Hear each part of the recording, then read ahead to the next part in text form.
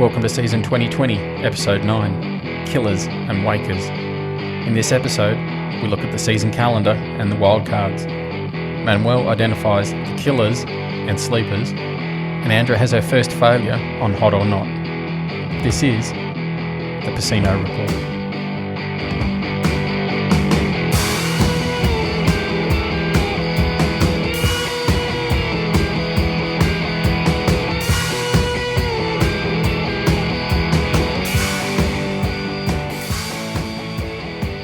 Hello and welcome to the Pecino Report. This is a podcast for MotoGP lovers who want the real MotoGP news and not the media-controlled mush you'll find elsewhere out there on the interwebs. This is the official podcast of Pecino GP, hosted by me, Dave Gill. I am the producer of the Pecino Report, and I'm also the wolf that has to chase the sheep into the studios to make this for you. Today, we are 1 week closer, ladies and gentlemen, to bikes on stands, warmers on tyres, and it's time to look at all the news of the week. I've got three very, very frightened sheep in front of me at this moment. They're in the recording pens. How are we, Team Pecino? Meh. Fantastic. This is a Spanish bear. Don't they go, boah?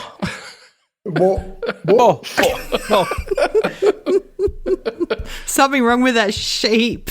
Yeah, there's something wrong with that sheep. This has been a powerful start, David? Yeah, I had to come out of the gates hard. Like it was That lifted the energy. Yeah, it did. Like we normally come out. I was ready for a nap, like Stu in his dressing gown, before we started, and you just brightened the mood right up. I'm just scared now. I don't know what to do. There's a wolf lurking, so we better perform. There is indeed. Who's going to go first? I said I'm not going to wait for hands up this week. Brilliant. I'll go. Me. Yeah, it's been a great week. You're too slow, Andra. Sorry. I was having a sip of my beer. Yeah, I can't blame you for that. Hi everybody out there. It's been a great week here in sunny Queensland. The restrictions are starting to ease. The world's starting to look a little bit brighter. It's been a very, very good week. As Dave just said, we're getting closer to racing. I'm getting very excited. My family around the house is getting sick and tired of me running around the house making motorbike noises as I go around the place, as you do. There's actually AMA racing scheduled for next weekend, Stu. I know. They just don't care over there. It's like, whatever. We'll be good. You can't take my freedom. It's brilliant. It's been wonderful. But no, if they ride fast enough, the Rona can't catch them. Exactly. No, I noted this week there's been a lot of news out, and I just wanted to bring everyone's attention to the wonderful team we call Ducati this week. I read one news article this week that speaks about, one of my favourite riders, Andrea Dovizioso. I think he's an absolute legend of the sport, and about how they're reporting that Ducati needs Dovi more than Dovi needs Ducati, which is... You could argue that maybe that's true, maybe not. But then, I wouldn't say the other way. But then, get this: within a few minutes, another news report came out that says KTM cast out on Dovizioso's switch for 2021. So, hang on a minute: is Ducati really needed at Ducati, or are you going to kick him out? I don't know. So, probably for the second time in 3 or 4 weeks, Ducati gets my facepalm of the week. That's what. You've got to do it. You've got to hit yourself in the forehead, or it's not authentic. There we go. Beautiful. That's my favorite. That's my second favourite part. Andra, how are you? I'm good. I don't have anything sort of too exciting, except I think every day this week I've woken up and thought it was Friday, which meant fish and chips for lunch. But every day it still hasn't been Friday just yet, and it's quite disappointing. But I know we're slowly getting there. I'm pumped today for the Manuel Incident. That's what I'm getting very excited about each week now. Even our sound engineer just bolts himself in these days, and he's just like, just get to the Manuel Incident. It's getting better and better. It's like, Hayden, you can't cut 45 minutes out. Yeah. Should we just do it up the front? No, because no one listens to the rest of it. Is it your favourite part too, Manuel? Well, no. But it's okay. Just no. I am here to suffer. I assume this. You're but welcome. Stu, I have two questions to say to you. One, when you go around your house doing that noise, is it 4-stroke or 2-stroke? It's definitely a 2-stroke.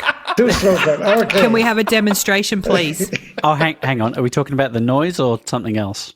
The noise. Noise? I'm scared of what I was answering. It's definitely a 2-stroke.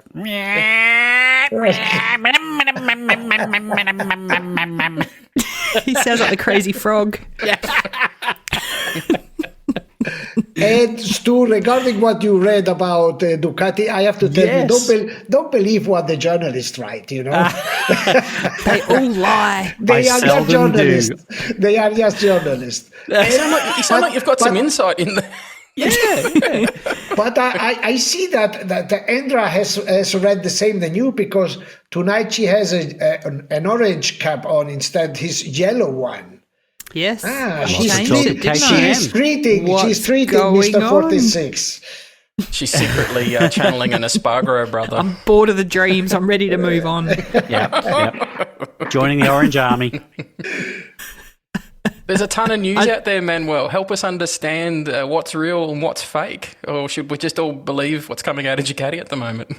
Ducati, look, I was in one of these programs I do every night in an Italian TV, and we had as a guest Mr. Ciavati, the director of the racing department of Ducati, and basically what came out of his words was that basically the idea, and you could underline this, my format for the future Ducati will be Dovizioso as Ryder alongside with Jack Miller. This is basically what I read between lines from 1 hour chat with Paolo Ciavati. So good news for you and good news for Ducati, I think, because Dovizioso is, how can I say, the sure bet. The rider is going to help, and the one who are supposed to push Ducati in the future to be the new Troy Bayliss in Ducati should be Jack.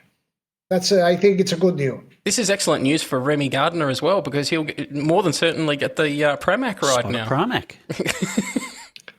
Yes, look, because I haven't thought about this, because in this equation, Danilo Petrucci should switch to World Superbike, leaving one position inside the Ducati family.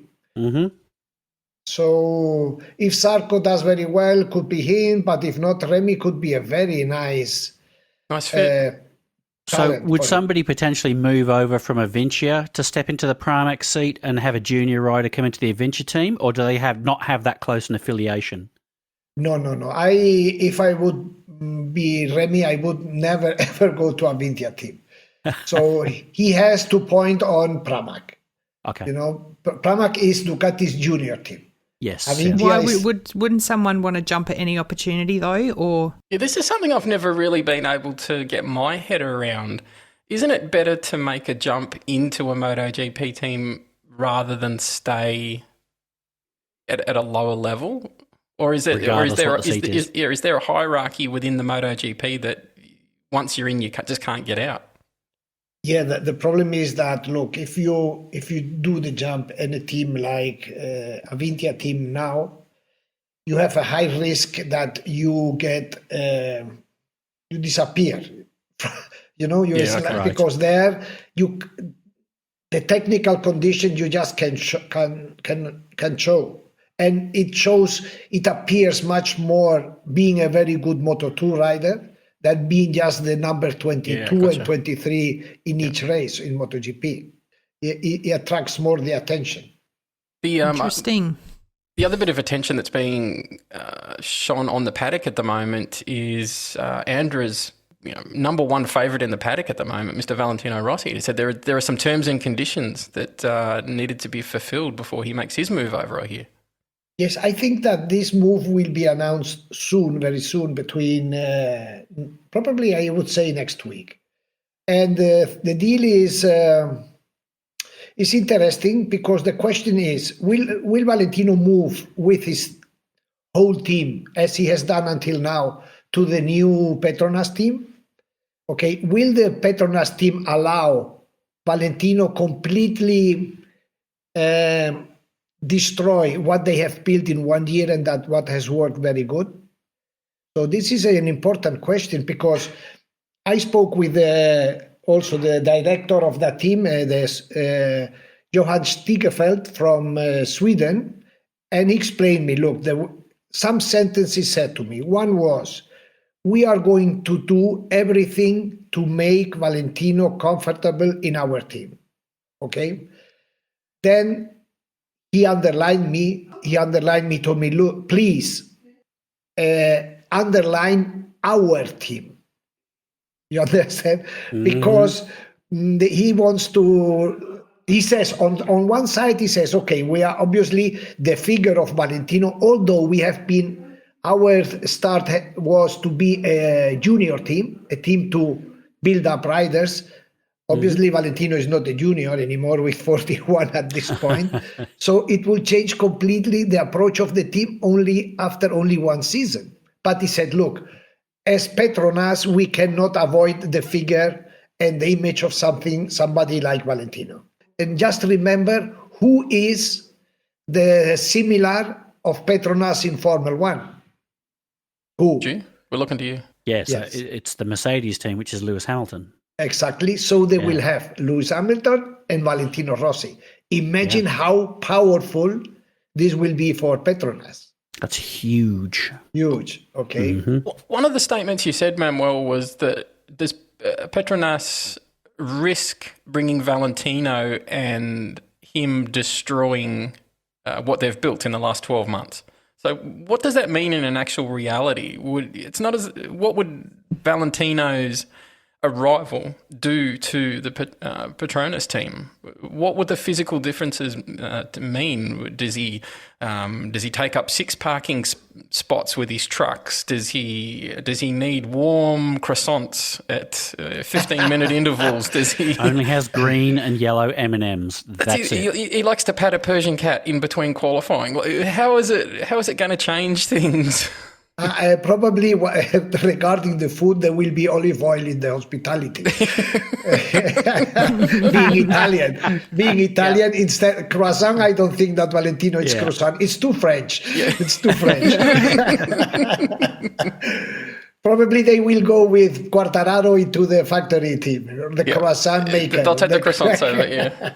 Yeah, no, but basically, it's the way to work, the atmosphere, the way to create. Well, you have worked with groups. You know how important is to work with a group and what makes the difference in performing when you have a real group.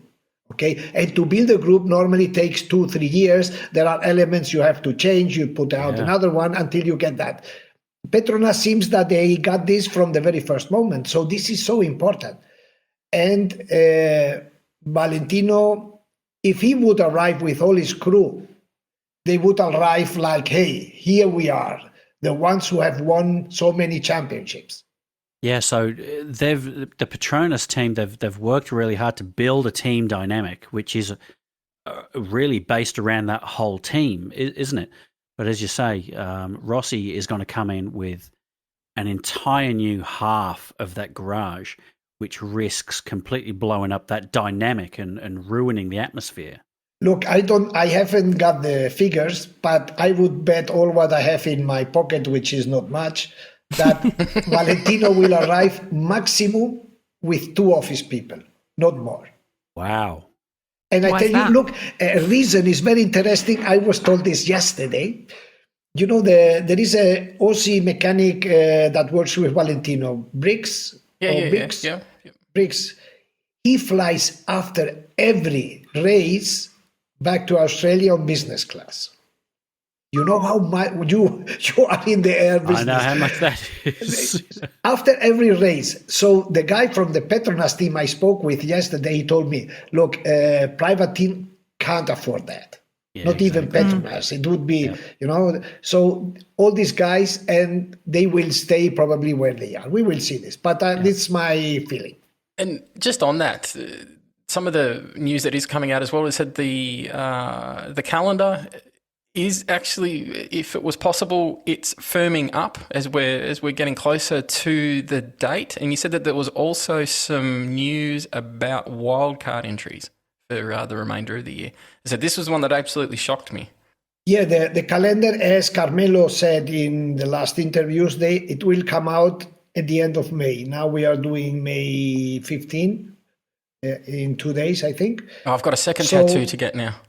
So the next week, or it will appear. Now it's a standby. They are just getting. Now we depend on the governments from the different countries, and if you have seen the news, some are opening. It's very funny because, for example, England and France have reached an agreement where their citizens can go from one country to another without problems.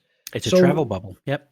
Yeah, but what does this have to do with the COVID-19? So does the COVID-19 don't affect the Brits and the French? But yes, if you are, and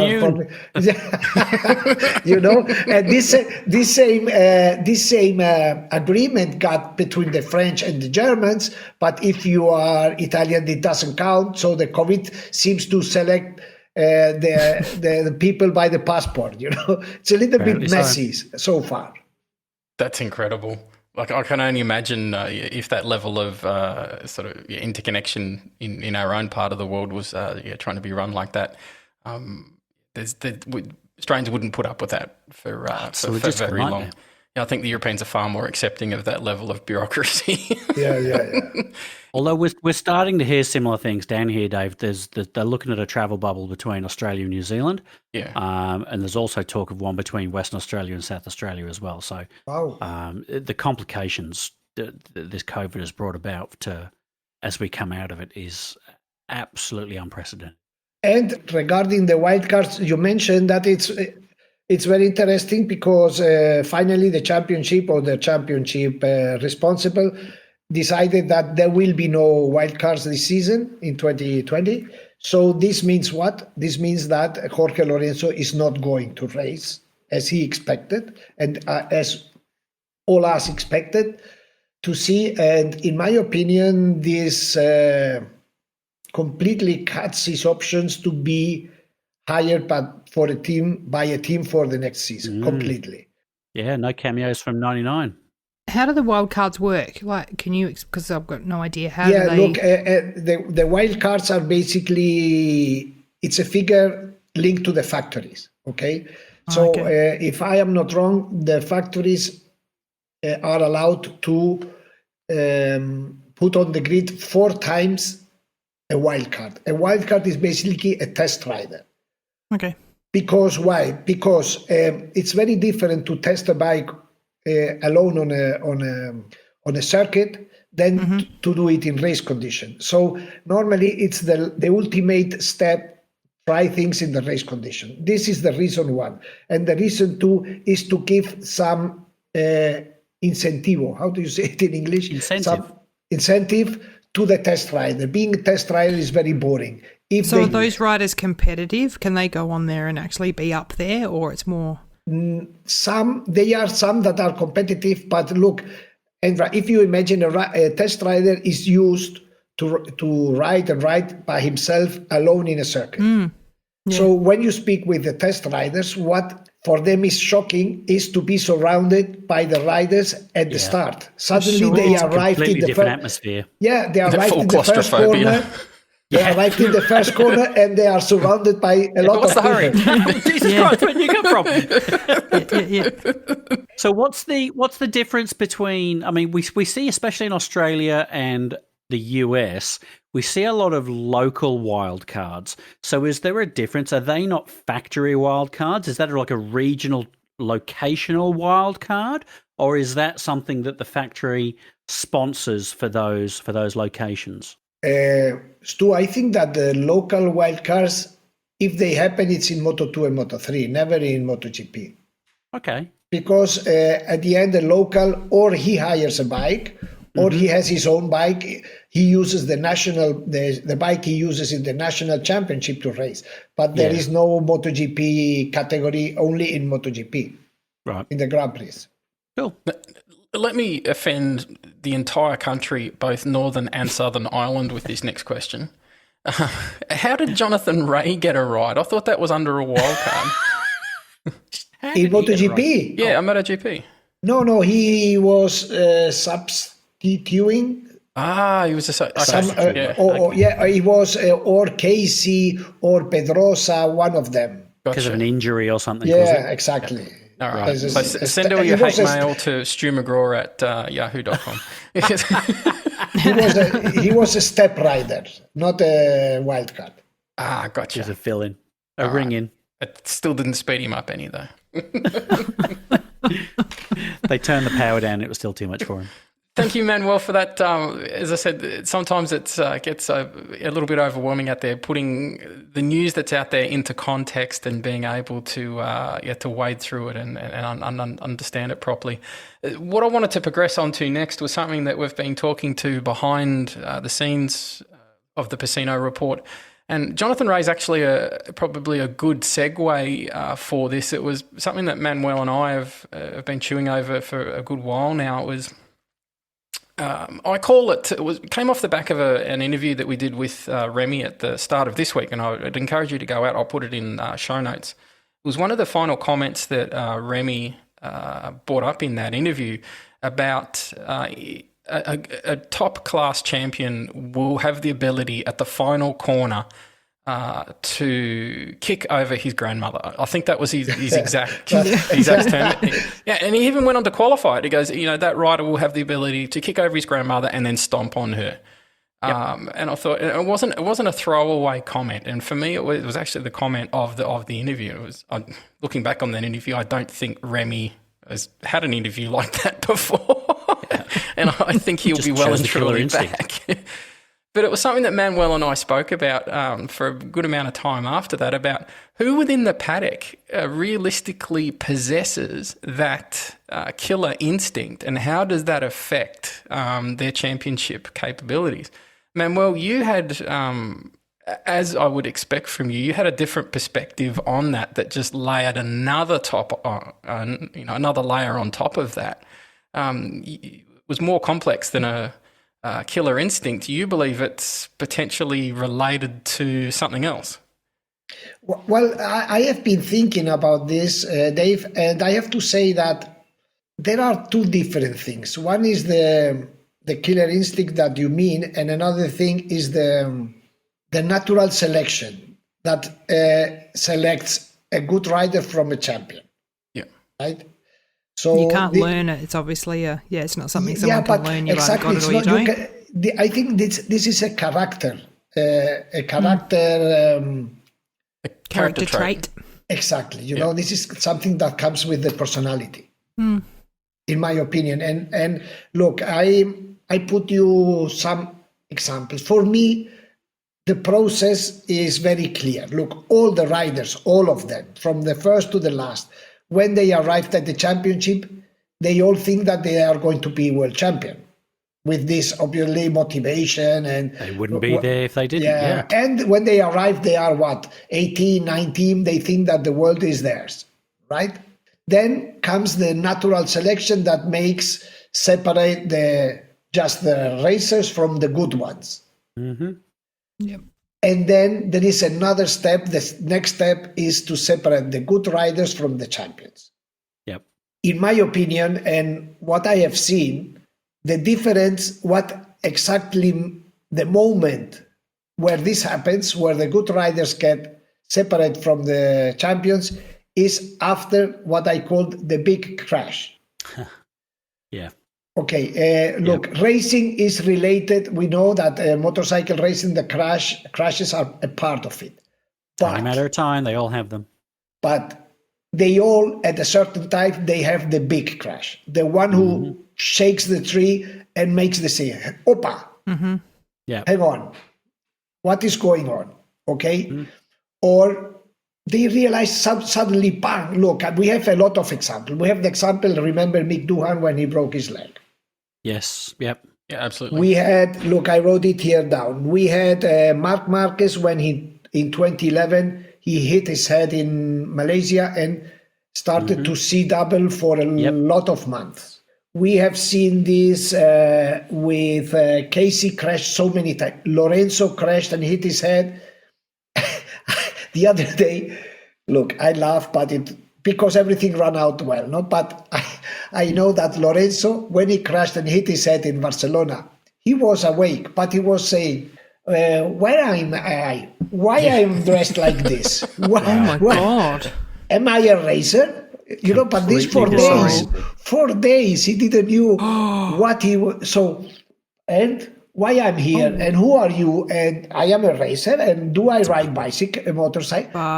That's incredible. That was a hit in the head. Well, but even Remy went back to that during the interview of his crash during qualifying at Qatar. Even this year, he said he hit that hard that it physically shook him in a way that he was unable to orientate himself for a good amount of time. And it's the same thing. We were joking about it. It worked out well, but he was downplaying something that was just an absolute ferocious attack on his body. Mm-hmm. Look, and I am curious to see, because he has not had the time to show what the effect of this awful, what we spoke about his leg, how it will affect in a real fight, or, you know, at the end of, okay, go for it, or I reserve something. We will see. So this. you get those guys that once that incident happens, the next time they're in a dogfight, their first subconscious instinct is to back off because of what's happened previously. And they're not the guys that progress to be a champion. Maybe the champions are the guys that, despite that happening, they push through and they don't lose that 10th of a second. Yes, and look, quickly, another example, Lorenzo crashed 1 year in Assen, right? In turn number 13 in the rain. Yeah, and he hurt a lot. Yeah. Since then, we journalists know perfectly that in Assen, he will never do well. And in the rain. In T3, in this part of the track, he was 1 or 2 tenths slower than the rest. Because at the rest, this stays somewhere here behind. I was going to say, it's got to be a subconscious thing that just pops up without them. Look, he probably doesn't even know it's happening. When Marquez crashed in Mugello at 300 and something per hour, remember at the end of the straight? Yeah. 320 or 300. Imagine jumping out of a high-speed train through the door when it's pushing it. It's like this, the same. So I've jumped off the bonnet of a car rolling down a hill at about 10, and that scared the crap out of me. Same thing. Exactly the same. That's exactly the same thing. the 300 plus change. Hey, I've got to relate to it, however. That was scary enough. 300 I got off a bus before it had actually stopped once, and that almost killed me. Marquez didn't have a pizza in his hand. He had no idea how dangerous it was. Balance a six-pack. Don't break the beer. So what, it was 300 and something and he came off? It was super scary. Then he immediately, because the rider, when something like this happens, they know that if they can, they have to go immediately jump on the bike and go out. To not let the fear get into them. So get back on the horse. Yes, and he started to lap, and he never could do it at the end of the straight the same way. The following year, the same. So he come into the box, and his mechanic or his technician showed him, look, here in T1, you are slow. So he went out just thinking at this point. He tried and tried, came back, that the electronics still showed, and he said, sorry guys, I can't do it.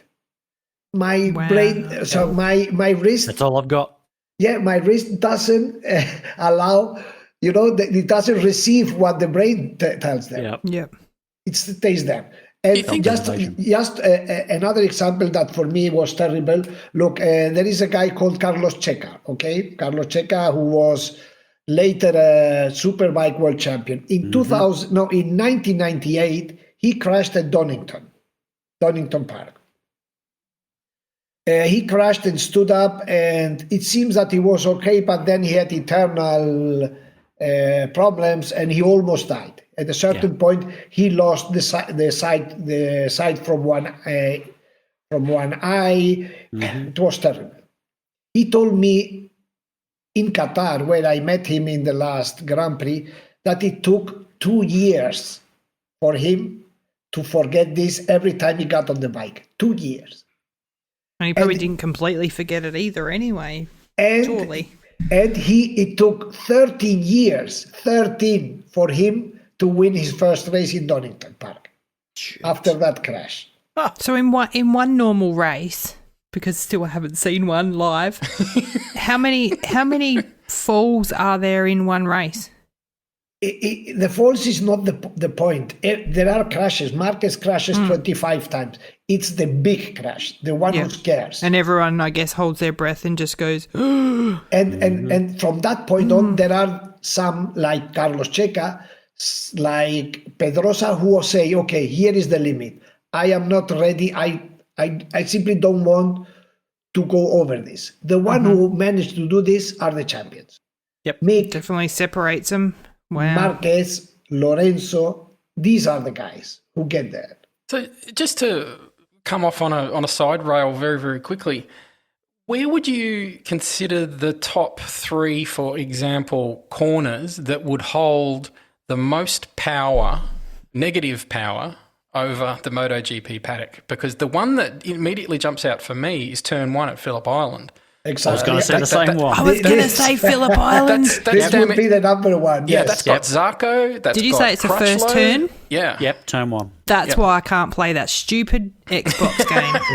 Yeah, even Andra's got problems there. Yeah. Sorry, please continue. Another very, very scary. It's all in Phillip Island because it's an old style track. Yeah. Super scary is when you go out of Siberia. It's like a little left and then a right that takes to go uphill to Lucky Heights, right? Yeah, up through Hayshed. Hayshed. Yeah. That right-hander, that is scary. When they crash there, they end almost in the lake. I don't know how many meters out there. I shouldn't laugh. But Yep. I have seen their crashes that, you know. Yeah. So where would you put as number 2? So we've established that Phillip Island is a dinosaur circuit. As beautiful and as romantic as it is, it creates some of the most severe outcomes. Where would your number 2 be? Is it Le Mans? La Mans has to be still built. It hasn't built yet. La Mans. Look, I think that I would say it is the Phillip Island type of track. The other one is Assen. Okay. Also very fast, but where you are changing direction with the gas open and you know, there is where I think most of the corners in Assen. You know, yes. And maybe, for example, I would say also fast tracks. Silverstone is super fast track. Are some of the tracks wider? And again, back to the MotoGP game, I've noticed some of the tracks are wider than others. Is that's the case in real life? Much. Look, normally they are, I think, 8 meters. They are between 8 and 12 meters, or even 30 meters. Which is a big difference. Yes, that's a big. Yeah. How do you say it, please, Franz? Pronounce it again. Andra? Les Mans. That cracking fence. Hey, you asked for that, Manuel. Le Mans is probably one of the narrowest tracks. Yes. You know I'm never going to be able to pronounce it correctly now that we've been mucking around with this. I just can't wait till the first time we actually get you there next to a sign. That's going to be epic. They won't let me in. Brilliant. And Dave, regarding the bravery of riders, you know that the list of brave riders starts with the bravest ever seen, which is Wayne Gardner. Really? I was not expecting that. Yeah, no, he has been the craziest. So you're going to be a bit crazy. You put Wayne above Kevin Schwantz in the bravery stakes? Yes, by far. Really? I've always thought that Kevin was... Another brave guy, I don't know what you eat in the morning there, but the another brave guy is Troy Bayliss.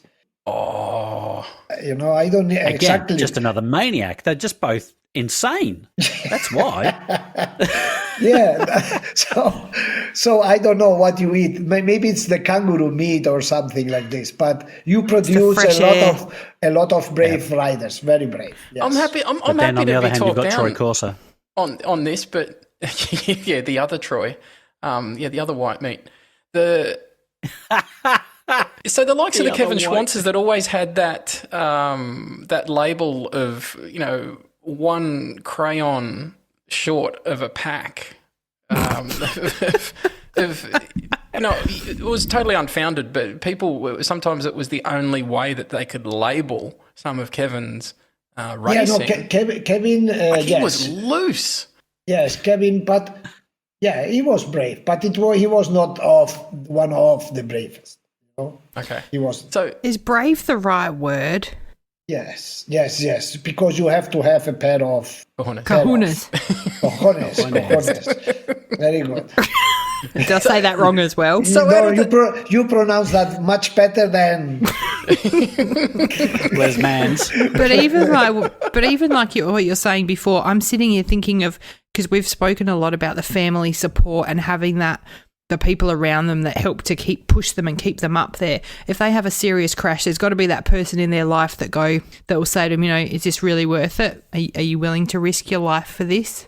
No, because this is look, the rides until they get there, they have crashed 100 times. They know what crashing is about. It's themselves when they ask themselves, okay, hang on, is it worth? What about once they start having children That was going to be my next question, yeah. This especially happens when the guy has been already world champion, when the bank account is interesting with 6-7 figures, Maybe the motivation's not quite there anymore. Yeah, because a young guy, he wants to get there. Once they get there, then you have to look for extra motivation. When it hurts very much, then is it worth? And like you said, I guess that there's not everyone does go, yes, it is. Some go, you know what? One of the famous Colin Edwards quotes that's always stuck in the back of my mind that, essentially took me out of my MotoGP career was for every child, you lose a third of a second, whether or not you like it or not. So, and I thought, being 0.6 down on the leaders, it just wasn't worth me competing. So. Yeah, but again, this seems to work, but not for Troy Bayliss. Troy must be, I don't know, from which part of Australia. From which part of Australia is Troy? He's from New South Wales. He's halfway up the coast between Sydney and Brisbane. Yeah. I think it works for reverse just a tiny little country town. Yeah, the more kids he has, the faster he gets. Yeah. Get me out of here. I just want to go. So I think the question that everyone, over the past 15 minutes has been wanting to know is that who still has that ability? Out of the gates, we understand that Marc Marquez, MM93, has got that ability to bounce back. He doesn't see the Grim Reaper after he gets thrown off. Thailand. Classic example last year. Oh, yeah. That was horrific. Snapping. I mean, he couldn't breathe for 20 seconds, looking at that report. The term that you used, Manuel, yesterday, which I really liked, was the when you wake from a crash, you wake up a different person. Yeah. Who has woken up a different person, but who, after the big ones, can still push on? So obviously, you pointed out Lorenzo, Marquez. The champions. The list is there. Is Quartararo in there? No, he hasn't had the crash. It's to come. Yeah, okay. No. Look, in the actual field, I would say that the ones who have gone through this big crash, I would say Marquez. Dovi's had a few big ones. What about Dovi? What about Dovi? No, Dovi hasn't got the real one. And I hope he doesn't get it. I don't mean that he hasn't had Michel Pirro yet. Wow, Pirro. Yeah, Pirro is right up there. It's ridiculous. Yeah. And he wanted mechanical failure. I was going to put Magello up with Phillip Island. Go on. I want to get a bit woo-hooey because I work with a guy who does sidecar, and he was telling me one day, and he's not the most spiritual type person, but he come in, he goes, Is he a rider Andra, or a victim? he's the hanging on the sidey crazy person. The victim. I used to do And that. he's not a spring chicken, I tell you. But anyway, he goes, bloody hell. He said, we got this close to the wall a couple of times. He goes, I swear I saw a pair of hands come out ready to catch me. He said, I thought I was dead. Like, he said he saw a pair of hands come out like they were going to catch him, and he was just like, oh, it was pretty, a bit hairy. Are there stories that people speak of these things happening that's maybe you're a bit close there and some spiritual type thing kind of, or do we not speak about this? No. Oh, come on, you got to give me something. That's more a road racing thing, I think. You talk about the Isle of Man and the Ulster and the Northwests for those kind of moments. Realistically, but surely even MotoGP, they're having a big crash. Some of them must have a bit of a. You have runoff, and you have air walls and tyre fences and gravel traps and that sort of thing. I think that the sort of things where the guys are really getting their lives flashed before their eyes, and it's a really close one. That's where there's stone walls zipping past their heads at 260 kilometres per hour. We'll refer to it by its proper name. It's called furniture. Yeah. There you go. Furniture. Yeah. Those guys are really they're a couple of cans short of a six pack. They've got a screw loose. Manuel. So none of them speak of like a near death experience type thing. I don't know if you're not going to give me anything here, are you? A few Guinness they will, but normally they don't. Oh, come on! All right, I'm going to find one. That's my challenge. I'm going to find something. You do that. And regarding the sentence of you mentioned of Remy Gardner, that also impressed me a lot about kicking his grandmother. I said, "What?" I thought I hadn't understand it, but it was like this. He what? Yep. But then he went back and qualified it with, you've got to be able to kick her and then stomp on her. Go back and stomp on her. Yeah, for those that haven't heard it, that was we were talking to Remy during that segment about who are you friends with, who are you pally with in the paddock, and that's where he turned around and he said nobody, because you've got to be willing to kick over your own grandmother on the last corner, which was that's killer instinct. And in the animation that went with it, it said it was priceless. It said that was what I took away from that interview. Genuine, yeah. This is what I'm looking for in my world champions. Yeah, but okay, look, but this instinct, how can I say? There are some who have it, and some show it explicit, and some hide it. Okay, look, for example, showing explicit. Remember Kenny Roberts with Barry Sheene. They had a real war, okay? This was very harsh. Or Mick with Cribillet intimidating, okay? Yep. This exists. There are others like Mr. 46, Andra, who are much more undercover, Smiling Valentino, assassin. Exactly. Valentino never would be officially aggressive, but he doesn't forgive anybody or anything. Valentino is much smarter. Look, I think we have mentioned this in our podcast about Valentino versus Marquez, right? When Marquez wins his title in 2014, his second title, winning 10 races in a row, what does Valentino do? He invites him into his ranch. Okay, the same way Mick Doohan invited Alex Cribillet to the Gold Coast. I remember perfectly when Cribillet came back from Australia, he was so impressed about Mick Doohan because he said, "Wow, this guy is incredible. He keeps training the whole day. He wakes up, he has a coffee, gets on the bike because he couldn't run because of his leg, and he cycles for hours and hours." And look what he did with me, because he sent me to his boat for me having fun while he was training. Go and detrain. So he could detrain. Yeah. No. So what happened? Cribillet came back and said, "I can't beat this guy. He trained so hard." So he completely, ate his brain. Well played. All right, Manuel, we've got the top 10 from last year, so I'm going to give you a pop quiz on who's got killer instinct and who has had the big crash, like the big crash. So Mark Marquez, is he a killer? Absolutely. Has he had the big crash? Yes. Another killer now, and I think he hasn't had a big crash, another clear killer in MotoGP is Jack Miller. Oh, we haven't got to him yet. He's number 6. So what about Fabio? Okay. Fabio needs... No, sorry for that. He's not a killer? Yes. He's a killer, but he hasn't had the crash. Okay. What about Dovi? Dovi isn't the killer and hasn't had the crash. Maverick? Mm-hmm. No crash. And killer in question marks. Yeah. Maybe it's coming. Okay. Not even his off at PI turn 1 where he ran into the back of Marquez. You don't count that one? That was Zarco, wasn't it? Oh, sorry, that was Zarco. Sorry, Yeah. you're right. We saw a touch of this in Phillip Island where it was or I win or I crash, and he crashed. Yes. Yeah, absolutely. But if he keeps this, he will be a killer. If he starts to pussy around, then we put him out of that list. Okay, what about Jack? You were straight to the gun of identifying Jack as one of the the potential lions out there. Yeah. Jack has the Aussie spirit. You reckon he has killer in him? Has he had the big crash though? No, not yet. Okay. What about Alex Rins? Be very careful where you go with this because Stu and I are a bit of love children for Alex Rins. Alex You're Rins. overseas, they can't get you. Alex Rins. He's the killer.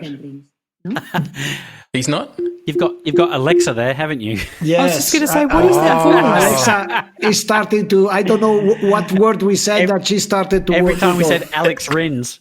Ah, yeah. This is going to be awesome. That's brilliant. Very good. I switched her off. Alexa, buy 500 pounds of sugar. I was just going to tell everyone, Dave and I were at lunch one day last year, and he added adult items to my shopping list by using She's my still Siri. going.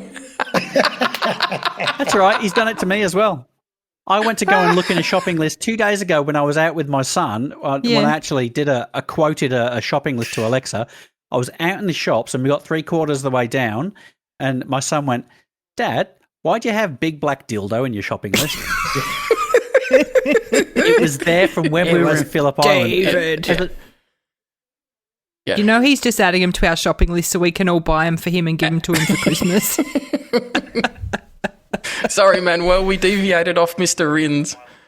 No, it has been good because you gave me time to think about Alex. We've just set half the world off. Alex. And I will say, look, interesting. I would say now, so far, he's a silent killer. Okay. Ooh, okay. Because I tell you something, what I saw in Silverstone, remember, last year with Marc Marquez, that very tight race was a killer race, but he still has a character where he is missing some character to get a real killer, a professional killer. So just to jump onto the other side of that paddock with Joan Mir. Sorry, David. Is Joan Mir on your list? Yes, he was going to be the next one. Yes. Okay. He is an assassin. Oh, really? Ooh. He is an assassin. I told you, Dave. He's the one that I picked last year for an up and coming world champion. I'm not going to argue. So that's I see. I see that. Go on. That pit box as one of the strongest. Always have. You and I will argue over many things, Stu. We will not argue over that. Then we've got Valentino next. Has he had the big crash? Is he still a killer? Yes, he had a crash. It's not a big crash, but look, as Valentino had that crash in Mugello. It wasn't a big crash, but he was not used to get hurt, and he is a killer, but with his nails. How do you say? A little bit cut. Oh, not manicured, but cut. Yes, because he's 41. He has not the pace and the instinct, but he has been a killer all his life. So he's one of those shaggy lions that you see at the zoo. Yes. Looking a tiny bit. This is very harsh to say of Valentino. I respect him too much to say that. It's my job to be provocative. So the last one I'm going to put on the line for you is, Killer had the crash. Is Pol Espargaro. Do you think that he falls into either of those two? Yes, he has. In his case, he had a lot of crashes that altogether make a big crash. And he is a very aggressive, and yes, he's a killer. So we're saying that lots of little crashes can also equal a big crash, possibly. Yes, crashes that makes that affect you. A lot of time being hurt, go to the hospital, many times the same leg and one again and again. It's a mental process. Yeah, it can be insidious. It can creep up on you. Yeah. Well, that's Danny Pedrosa's story. Exactly. Yeah, that went a completely different direction than what I was anticipating for that section. Thank you, Manuel. You're going to jump from the frying pan, as we say in Australia, into the fire, because I'm now going to launch you straight into the Manuel incident. Now, out of the two lambs in the corner, who'd like to go first while I get my show notes ready? All right, go for it, Andra. Pick me. Stu got to talk first, so I get to go first now. I'm so excited because I'm trying my best, like I did last week, to not necessarily just look at stats specifically. I want to come up with something myself. All right. So the first fact I have on this Ryder is that he lost his virginity in a crypt. What? I'm not kidding. Wait, what? Yep. I think it was on a random thing I've ever heard. I know, right? I was so excited when I found it's on the internet, so it's obviously true. Clearly. He apparently drilled a hole in his helmet so that he could smoke on the grid. Oh, yes. 2 down. This is the easiest one yet. Yep. Oh, it was still funny. But that first fact, wasn't that good? It was. That was brilliant. Yeah. And he caused his friend Steve Parrish to crash when he was in line to win the Grand Prix because he hung a sign over the fence saying "gas at wanker." So he did, and he crashed. He's become my new favourite person. I've got some other serious facts here, but I'm not going to bother. So the person we're talking about is Barry Stephen Frank Sheene. That's awesome. I was actually thinking about doing middle names too. You did it far better than I could, though, Andra. How good are those facts, though? My new favourite person. One word, Manuel, and favourite memory. The English Rossi. Oh. Ooh. He had cult following, did he? At that level. He was the first who had an interesting figure image for people outside the sport. Gotcha. He was super elevated popular. The sport. He was super popular in England, and he is the one the English still think about, because since him, he was the last one to win a world championship. And this is, I don't know, 40 years ago or something like this. Yeah, exactly. He's a figure, one of the most relevant figures of motorcycling, and maybe not that much because of his success as a rider, which he had, but more as a figure, a character. And his charisma. Mm-hmm. That's what I always took so away from. Something else I read that I don't know if it was someone's ex, they went and robbed, got all the stuff back and then stole a car, and it was some great story. I'm going to find out what that was. And you know that he spoke perfectly Spanish because he started to race with Spanish bikes. No way, I didn't know that. There you go. So the drilling a hole in his helmet thing is true? Yeah, he's smoking on the grid. You could have a fag. And brilliant. Look, with him happened something that gives goosebumps. His rear tire exploded when he was testing tires in Daytona at the banking. Mm-hmm. So his two legs were so destroyed that they wanted to cut the two legs. Ouch. But he recovered and came back and kept racing.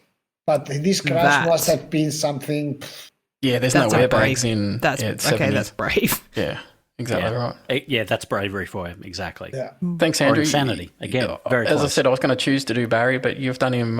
Sorry, we didn't have our little secret discussion beforehand. I actually came up with someone else tonight. I actually thought of doing Barry, and I put him on my to-do list for a couple of episodes. But you did it far better than what I ever could. So thank you, Stu. No, I'm going to let you go first, Dave. I'm going to Oh, finish really? up here. You're going to throw this back to me? You reversed the order, and you've given me a draw 4.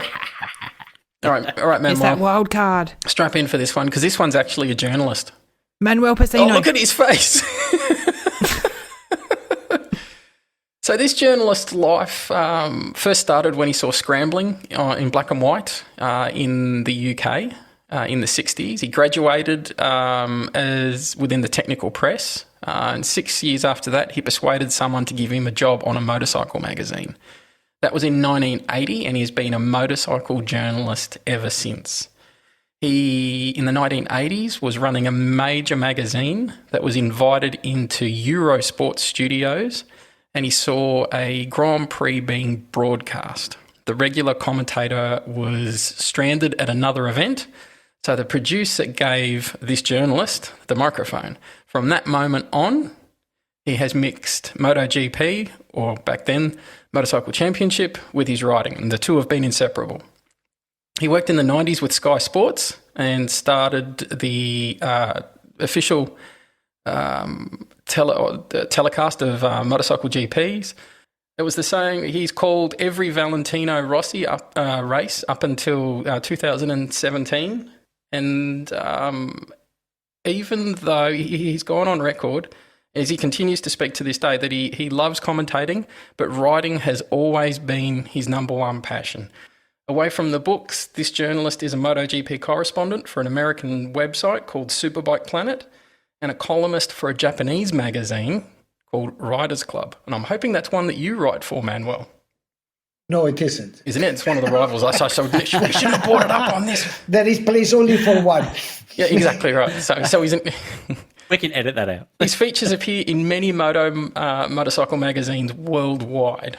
And he's, as I said, we did a big personal fan of mine last week with Simon Crafar, and this man's voice commentating MotoGP and World Superbike has kept me in this sport and he's encouraged me to race. Julian Ryder.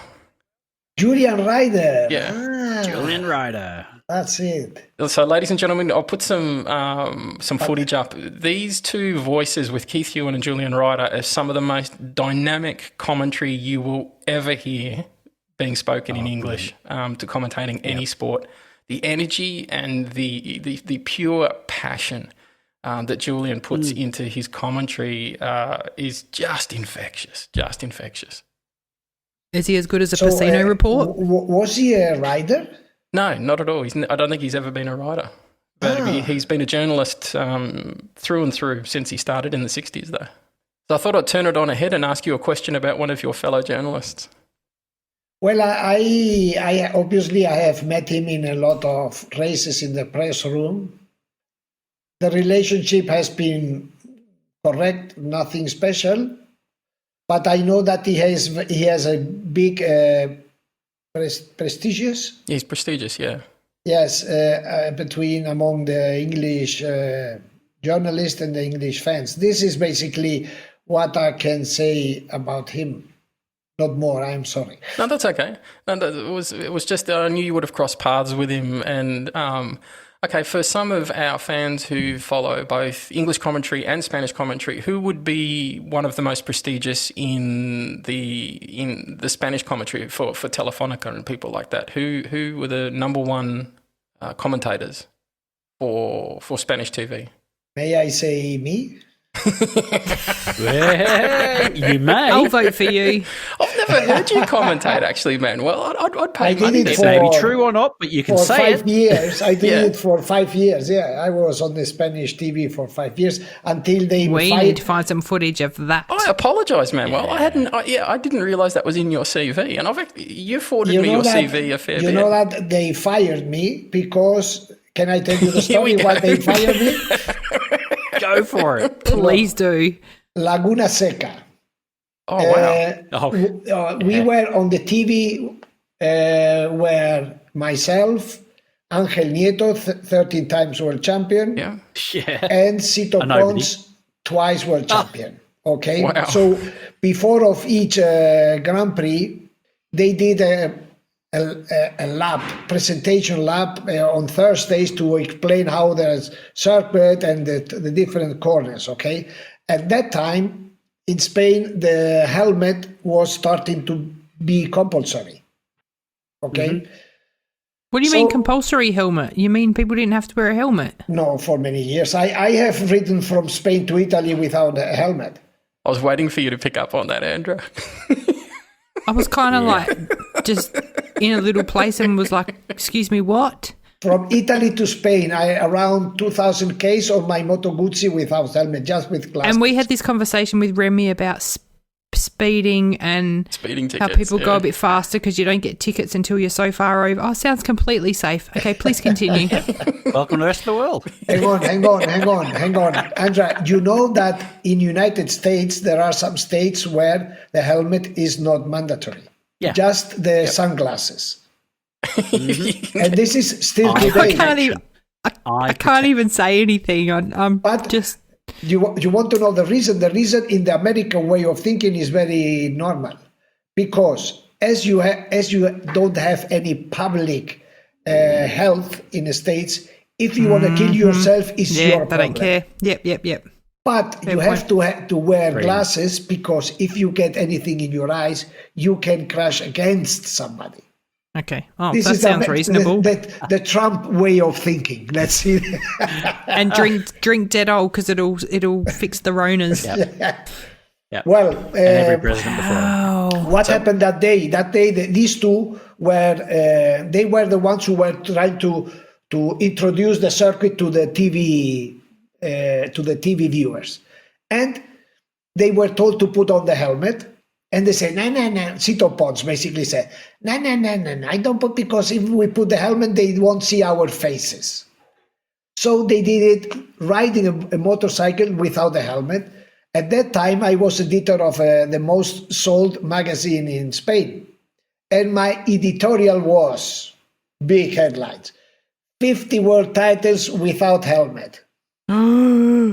I was fired. But the magazine came out on Tuesday. On Wednesday, I was fired from the team. Wow. But I wrote what I wanted to write. You know. Hey, they gave you the story right there. That's incredible. Nice. Yeah. Brilliant. Stu, Okay, top my turn. that. Here we go. Take a breath. I can't. Yeah, here we go. No, mine's going to be short. Compared Shorter to than what they David's. I normally think like. he was giving you a challenge. I could just He see, was, like, I was going to he stop was. when he guessed it, but he just didn't get there, and I was like, oh no, this is not going where I I'm wanted going it to to. keep talking. Yep. Okay, so this 24-year-old rider has spent 9 years in the lower classes before being elevated to a MotoGP seat for 2020. Do I know He took the him? plunge to race in Europe. Yeah, you might do. He took the plunge to race in Europe after winning every race that he entered in his home country. Since then, he has a record of 145 race starts with 15 wins, 35 podiums, and 1 world championship to his name, winning the Moto3 title in 2016. Most notably, he's been loyal to the factory KTM team for 5 of those years and will continue this trend in 2020, taking over from Johan Zarco in the top class. Hailing from South Africa, this rider is... Oh, my friend Brad Binder. Yes. Nice guy. Never heard of him. guy. And a market this podcast Nice is guy. yet to crack. So if you know a South African, forward it on. So, would you say, is that your word for him? Would you say he's a nice guy? Or Yeah, see, the voice of Africa. He's the voice of Africa. What's the Yep. secret to his teeth? beautiful. He has the most perfect teeth I have ever seen. Oh, yes, it Like- looks like, how do you call the piano? Yeah, piano, yeah. Piano keys. Perfect I think piano Tom keys. Cruise would look at him and go, where do you get your dental work done? Like, No, he's. I like him very much. I think he has a lot of talent, and he is. I think his biggest virtue is his perseveration. Does it exist in English? perseverance. Oh, yeah, that. Perseverance? Like perseverance. I'm going to use that word. Yeah. Perseverance. Look, if you watch the races, he's like one of these dogs that bites and doesn't release. You know, he's always there. He until the last turn, he's always putting pressure. He's a killer. That's going to be my question. Can he kick his grandmother? He's a killer. Yeah. Look, but he's a killer, but with a character is like an Eberlechter, you know, you don't realize that he's a killer until you have it here on your neck. What was his name again? What was his name? Brad Binder. Yeah. And I tell you something, I think he will do great things in MotoGP, and I tell you something more. He has been followed very, very close by Ducati. Ducati like him a lot. Really? Well, there's a scoop. The problem is that he has probably the contracts the Red Bull riders have with Red Bull are terrible. Oh, yeah. Don't worry, it's the same in cars as well. In Formula 3, Formula 2, the Red Bull, once they get their teeth into you, yeah, for example, to leave, I know that he wanted to leave the Moto2 KTM because it was not competitive. To leave, he had to pay $500,000 US to leave and get somewhere else.